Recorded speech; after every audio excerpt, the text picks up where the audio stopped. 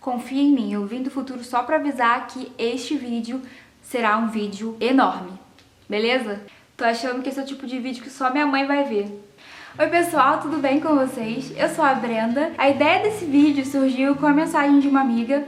Eu tava na faculdade ontem e ela falou assim, tava aqui lembrando da época que a gente passava na casa da sua mãe, olhando as postagens dela e bateu uma saudade, eu imagino você, né? E aí eu pensei assim, E a resposta que eu dei pra ela foi muito menor do que a resposta que eu dei pra mim mesma. Então eu resolvi gravar esse vídeo pra dizer mais ou menos como eu me sinto em relação a isso tudo. Nesse vídeo eu queria dizer como foi me preparar pra ficar longe dos meus pais. Então, quando o Vaguinho entrou pra EA, a gente achava que ia ficar no Rio e beleza. Mas com o passar do tempo a gente foi vendo que o Rio não seria uma possibilidade pra gente, por diversos motivos. E daí a gente tava se preparando pra ir pra outro lugar. Então, o segundo lugar que a gente pensou foi Manaus, né? Que é lá do outro lado. E beleza, eu achava que não fosse sofrer nada com a saudade. Assim, não nada, né? Não que meus pais não sejam importantes, por isso que eu não vou sofrer e tal. Mas eu fui criada de uma forma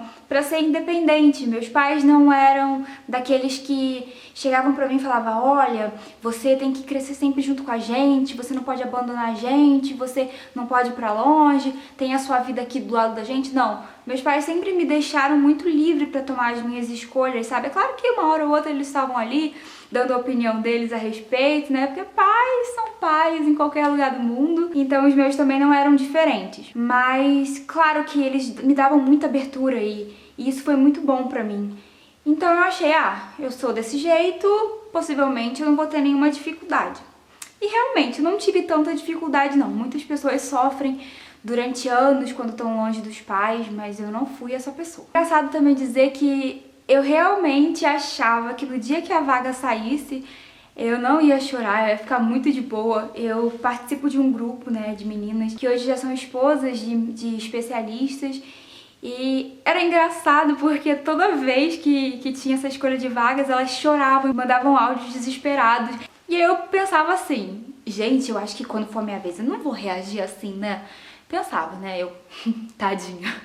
Quando foi a minha vez, foi uma coisa surreal, porque quando a lista de vagas saiu... Não, primeiro, falaram que a lista de vagas tinha saído e aí Wagner nada de entrar em contato, né? Você que passa por isso possivelmente vai saber do que eu tô falando. E eu igual uma doida, meu Deus do céu, eu comecei a chorar, aquele choro.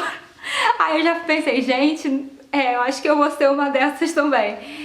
Então, isso pra mim foi muito inesperado, né? Então, quando as vagas saíram, eu lembro que a primeira pessoa pra quem eu falei foi meu pai, né? No caso, quando a gente escolheu as vagas. Eu lembro que meu pai tava na sala, aí eu fui lá até a sala, olhei pro meu pai e falei assim, pai, nós vamos pra Anápolis. Aí ele, fica Anápolis, aí eu, em Goiás. Aí meu pai falou assim, Aí eu falei, Aí ele não falou mais nada, meu pai na dele, né? Eu fico tentando imaginar o que se passou na cabeça dele naquela hora. Será que ele ficou pensando, ai meu Deus, minha filhinha vai pra lá, será? Meu pai é muito fechado, assim, ele não fala muito. Aí eu fui pro meu quarto, comecei a chorar. Eu mandei mensagem pra minha mãe ficou bem aliviada, né? E até então, nenhum chororô familiar. Só o meu mesmo aqui dentro, reclusa. E algumas pessoas ficavam felizes, né, por a gente ter ido pra um lugar legal, mas algumas pessoas reagiam super mal, achavam que a gente ia abandonar eles, enfim. Sempre tem esses dois lados da moeda, das pessoas que vão te apoiar e das que vão... Não vou dizer que não vão te apoiar, mas que vão ficar mal com a tua escolha. Mas a dica que eu dou pra vocês é, façam suas escolhas mesmo assim. Você nunca vai ter como agradar todo mundo, então é importante que você seja consciente da escolha que você tá fazendo e tenha noção de que aquilo não vai fazer mal pra você, sabe? Eu acho que é muito importante. Claro que eu não acho nada errado você tentar agradar as pessoas uma vez ali, aqui, mas você não pode fugir daquilo que você realmente quer e não pode ficar mal com a tua consciência simplesmente pra que uma pessoa fique feliz. E durante todo esse período, até o momento em que eu realmente vim pra cá, eu ficava pensando, morei a vida inteira com os meus pais e agora eu tô indo embora. Como é que vai ser? Como vai ser lá? Como que eu vou me sentir? E bati uma tristeza, nossa. E eu lembro que eu queria fazer uma homenagem pros meus pais no dia do casamento. Eu queria cantar uma musiquinha pra eles. E aí eu peguei e botei a música lá no computador, né? E comecei a cantar. Aí, gente, ser humaninho aqui começou a chorar. Eu falei, bom, já vamos esquecer isso daqui. Uma das partes mais difíceis pra mim foi pegar todas as coisas que eu tinha, que eu queria levar embora comigo e botar numa mala, sabe? Começar a preparar as coisas, porque daí você vai puxando aquilo e aquilo que estava guardado lá na gaveta e você encontra fotos antigas com seus pais, cartas antigas e você começa a lembrar, especialmente se você for como eu tenho mania de guardar coisas que significam muito pra mim, que simbolizaram um momento. Às vezes tu olha e fala, que é isso, Bran? Mas aquilo teve importância pra mim, sabe? E aí foi aquele momento de chororô, chorava daqui, chorava de lá. E minha mãe, muito forte. Eu acho que pra minha mãe ainda não tinha caído a ficha, sabe? No dia que eu fui me arrumar, não pra casar, mas pra fazer o teste de maquiagem, essas coisas, eu tava lá e tal, e de repente eu olhei pro lado e minha mãe tá chorando. Eu falei, mãe, mas já? E aí minha mãe falou, filha, me deixa, me deixa.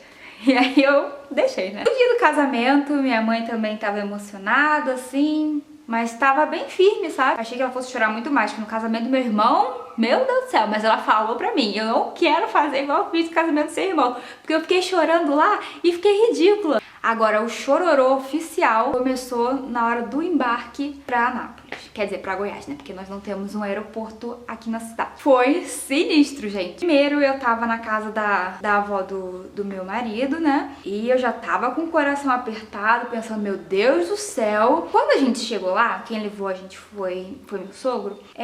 Meus pais falaram pra mim que já tinham saído de casa, mas que o trânsito estava infernal. E aí eu fiquei com aquela preocupação de eles não conseguirem chegar. No Rio de Janeiro, o trânsito é bem caótico. Você pode sair de casa às 4 horas da manhã que você vai estar presa às 5 no engarrafamento na linha vermelha. Então foi basicamente isso que aconteceu com eles, né? E minha mãe ligava falando, filha, eu não vou conseguir ir, a gente tá vendo aqui tentando ver se salta e vai andando, mas não vai dar tempo, você consegue esperar? E eu já com aquele nó na garganta, né? Não sabia nem o que dizer mais pra minha mãe. Ai, dá até vontade de chorar, não vou chorar, não vou.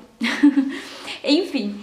E minha mãe chorando, e meu pai chorando, e aquela coisa. E aí foi horrível, foi horrível. E eu, gente, de forma alguma eu culpo meus pais por não terem conseguido ir lá se despedir da gente.